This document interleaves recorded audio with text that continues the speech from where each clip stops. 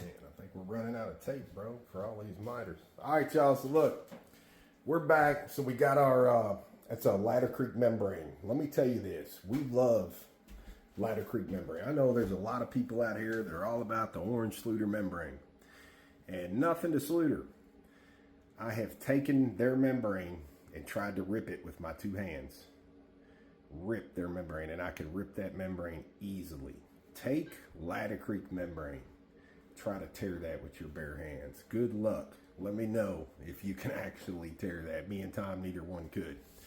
So anyway, same waterproof membrane. We just like the Ladder Creek. It is much, much tougher. I promise you. We love using it. But we wanted to show you here. Obvious. We love pinstriping those lines. So I know we could show you pictures out here and you'd never know, but I like to get up close and personal. I like to show you what we're doing. So we're setting all this, everything's going good, and we decided on this one, we're doing a three-way miter coming around the corner here.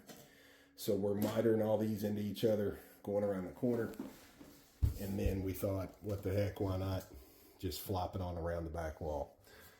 So all in all, everything's looking really well, staying sharp. And I wanted to show you, me and Tom do this a lot. Amongst lasers and stuff we use, we do a lot of things a little bit different, I think, than, you know, everybody, here you go, brother. Everybody does things different.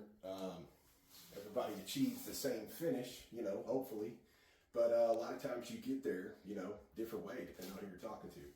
So one of the things we like to do, we move this laser around a whole lot, mainly here on the back wall. We don't really sweat the sidewalls as much because what me and Tom do is we don't just lay the whole back wall and then we come in, you know, like the next day or something and start laying the sidewalls, because I can sit here and take a level, digital, Stabila, doesn't matter.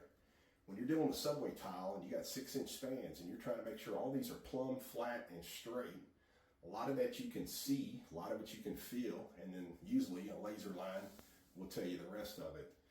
But a lot of times, especially with subway tile or any tile for that matter, it's so much easier to know exactly where you need to start. And once you work over to this corner, we actually install this one and this one back to back at the same time. This one and this one back to back at the same time.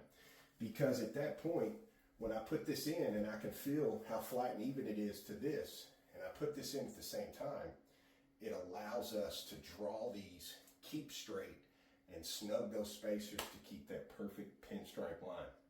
If I was to install this entire back wall as straight as this is, I've manipulated a lot of these because this side over here told me to. So in other words, we got plumb just like anybody else. We just got there easier. We didn't have to fight it. Once this was set and dry, we come in here and try to plumb this, and we're fighting everything, which is changing our lines. And we knew we were going to miter around this corner, so we have to be definitely straight over here in this corner. It all has to add up. So in the middle, what helps us to get going, every other row is a full tile directly in the middle. And as you can see when I move the laser, that little black line right there,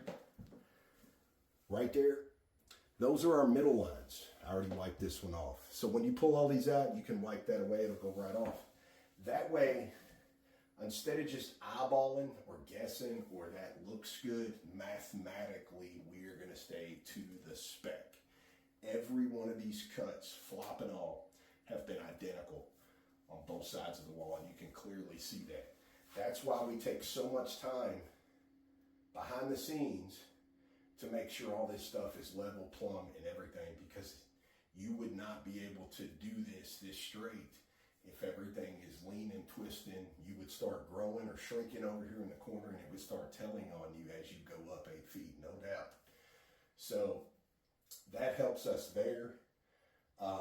You know, and then it's just, again, when these two go in the corner, then you just, you know, finish out. So we do one row at a time. That way we stay level, plumb, all the way up, all the way to the top.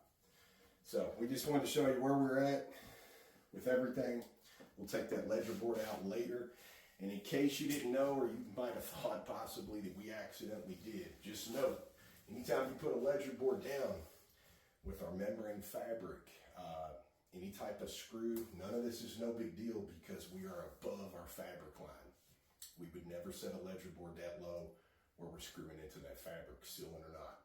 So just in case anybody was wondering, we are above our fabric line. We'll take those out, treat them just like the rest of the wall that you see, plug them up, probably the day before we get ready to take this off and set the bottom row. So hope y'all have a great weekend.